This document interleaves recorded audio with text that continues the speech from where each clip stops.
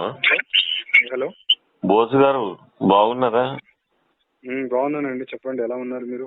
మేము బాగున్నాము. అయితే చెప్పండి. నా కంపెనీని ఎత్తుకెళ్ళిపోయారండి. ఎవరు ఎత్తుకెళ్ళిపోయారండి? ఒకడు ఉద్యోగం పెట్టి వర్క్ అంతా నేర్పిస్తే నీకు ఈ విషయం నేను ఎప్పుడో చెప్పాను. నేను చాలా జాగ్రత్తగా ఉండాలి అంటే నువ్వు నెగ్లెక్ట్ చేసినావు నా మాటని. నన్ను తీసి పడేసినావు నువ్వు. అయితే రాజాగాడు అనే వ్యక్తితో కలిసి ఎత్తుకెళ్ళాడు. గమ్మత్ ఏంటండి, ఇప్పుడు రాజా గారు కలిసిపోయింది వాళ్ళతోనే. ఛాయ్లు సిగరెట్లు తాగడానికి ఒకడు వస్తే వాడిని ఇంజనీర్ చేసిన నేను. 35,000 జీతం చేస్తే వానికి. అమర్ నాకు తెలుసు. అమర్ నాకు రాజాకు కూడా ఫోన్ చేశా రీసెంట్ గా. చెప్పేది నేను మాట్లాడిన తర్వాత నువ్వు మాట్లాడు.